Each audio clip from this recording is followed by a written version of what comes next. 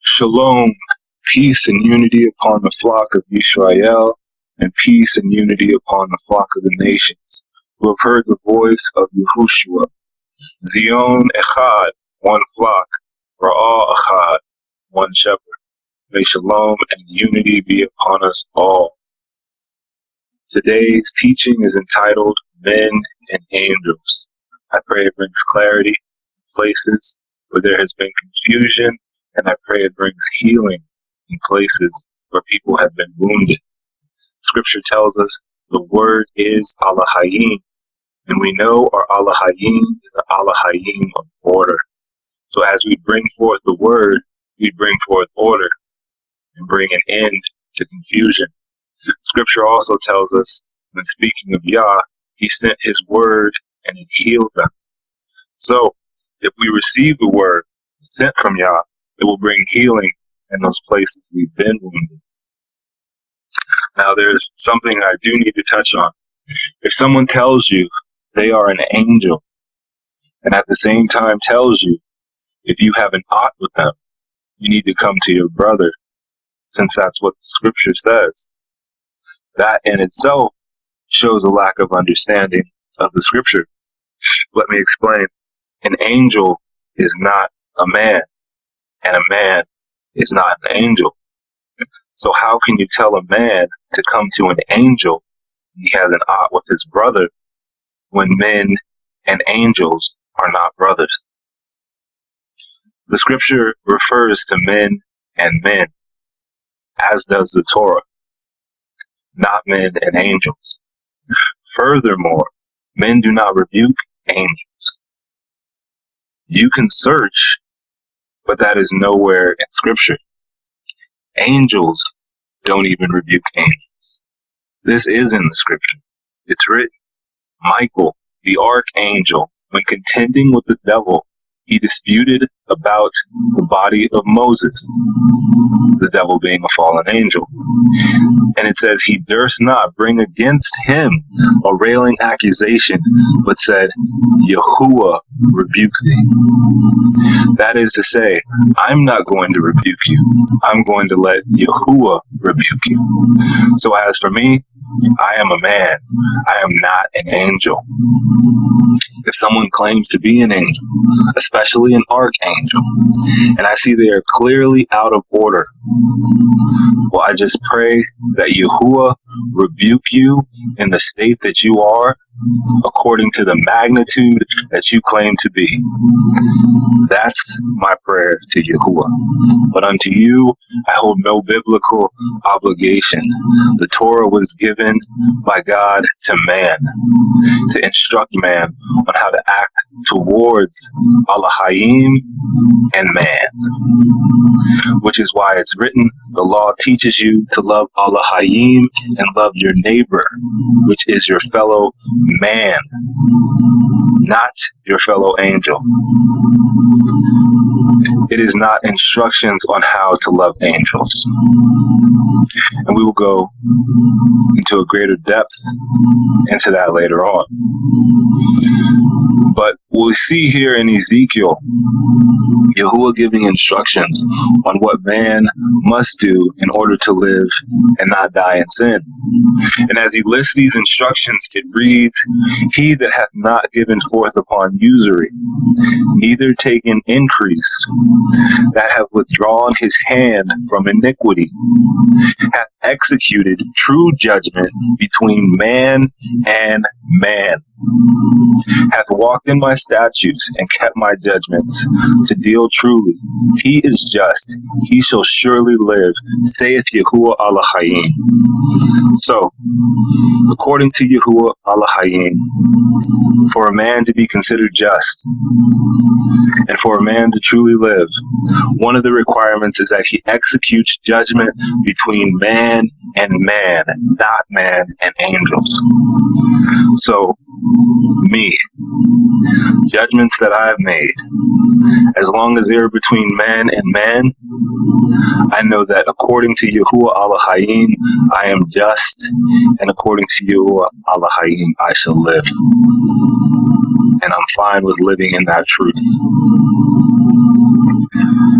Now, it is written, know ye not that we shall judge the angels, how much more things that pertain to this life?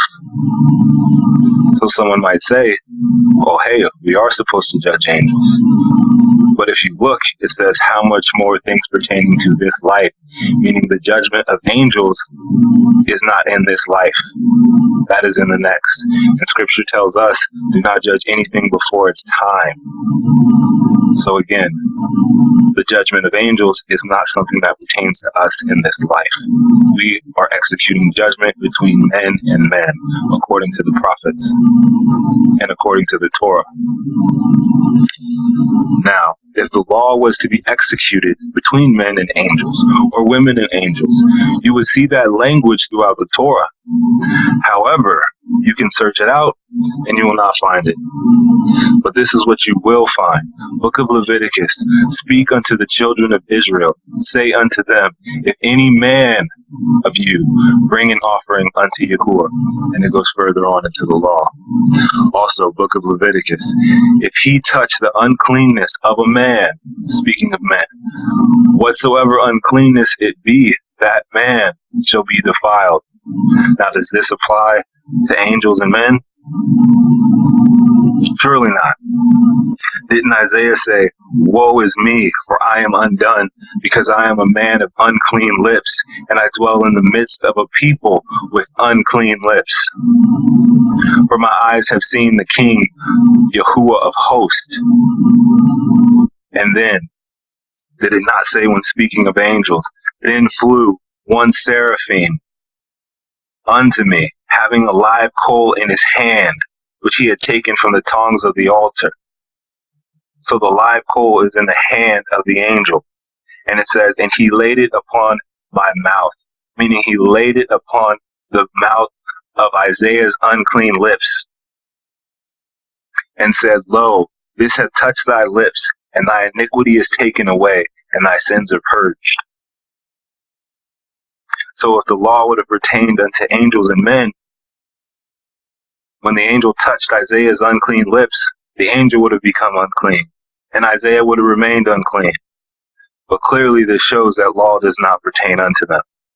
Book of Deuteronomy, it's written, and if thy brother, a Hebrew man or a Hebrew woman, be sold unto thee and serve thee 6 years, then in the 7th year thou shalt let him go for free. Thy brother, a Hebrew man or a Hebrew woman, not an angel. Book of Deuteronomy, and it's written, the woman shall not wear that which pertaineth unto a man, neither shall a man put on a woman's garment. It doesn't say a woman shall not wear that which pertaineth unto an angel, and a man shall not wear that which pertaineth unto an angel. But again, the law speaks of men and man, man and woman. And the law goes further on to say, for all that do so are an abomination unto Yahuwah Elohim. Now, the Apostle Paul did give some advice in regards to angels.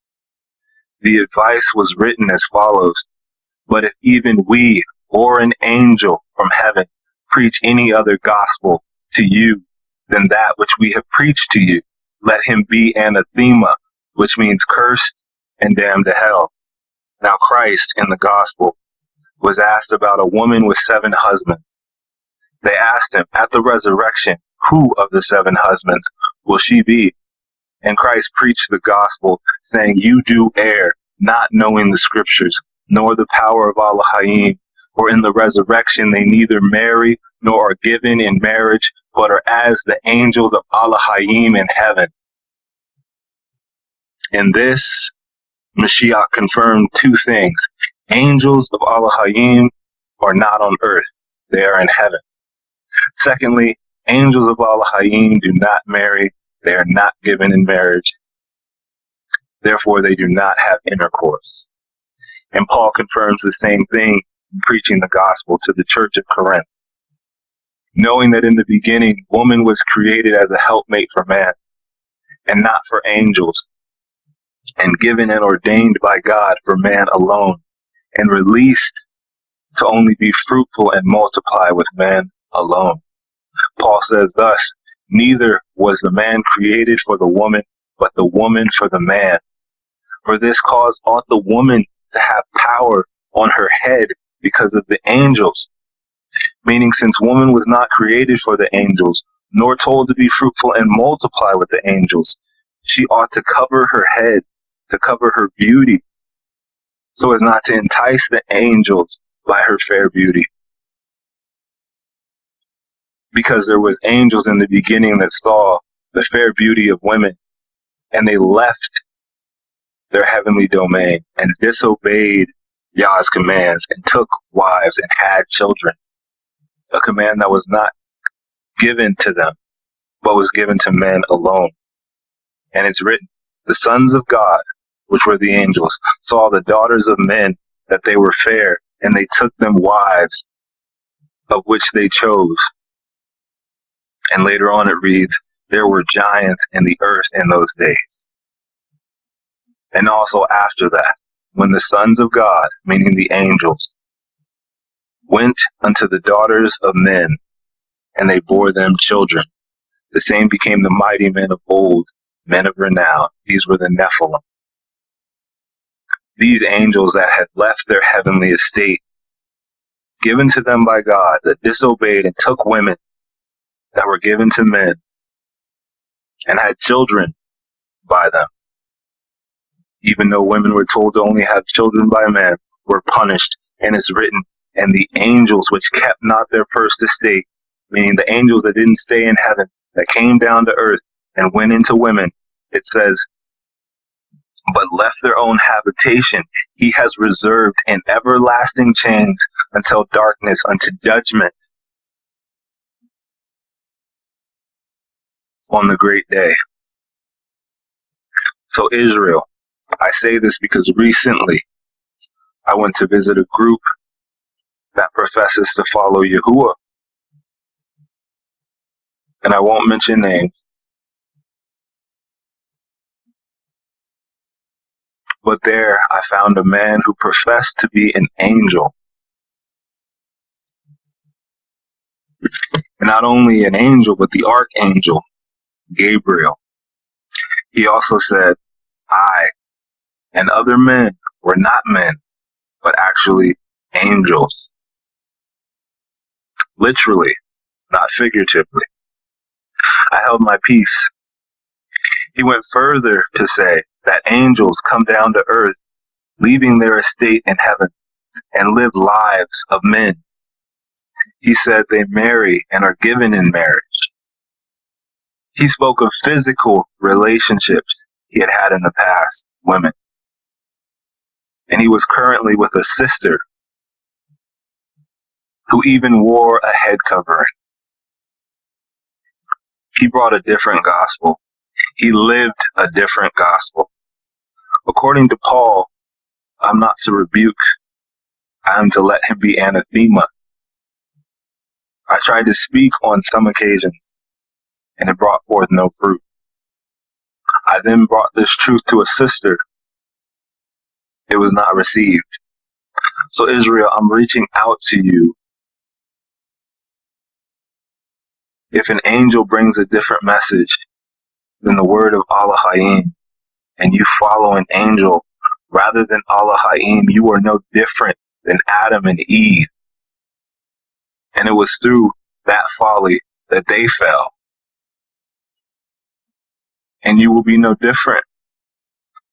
I am telling you, he has brought a different gospel and has showed a different gospel. I am showing you what the word says. It's also written, do not let anyone who delights in false humility and the worship of angels disqualify you. Such a person also goes into great detail about what they have seen. They are puffed up with idle notions by their unspiritual mind. Do not be deceived, and don't fall into the worship of angels. Israel, we are coming out of a 400-year rebuke from idolatry and worship of false gods and disobeying of commandments. Do not be deceived. I am my brother's keeper. I am my sister's keeper, whether Israel by blood or Israel through faith in Mashiach. I am here for us all. We as a people need to pray to operate in a higher level of discernment, because there are wolves in sheep's clothing in these last days. In 2 Timothy, it's written, "This know also, that in the last days perilous times shall come. For men shall be lovers of their own selves, covetous, boasters, proud, blasphemers, disobedient to parents, unthankful, unholy, without natural affection, truce breakers, false accusers, incontinent, fierce, despisers of those that are good, traitors, heady, high-minded, lovers of pleasure more than lovers of Allah, having a form of godliness, but denying the power thereof. From such turn away. From such turn away. From such turn away. For of this sort are they which creep into houses and lead captive silly women laden with sins, led away with diverse lust." Israel, I would not want a false teacher creeping into your house with false doctrine, whether your physical house or whether it be your spiritual house, for you yourself are the house of God. I would want all my sisters to operate in the wisdom spoken of in Proverbs and not be led away captive like silly women. So again, this is your brother Joshua. I ask that you look and meditate on the scriptures that I brought forward. I pray that there is no offense that blocks you from hearing the truth of the word. And I pray for peace in the body and peace in the soul. Shalom.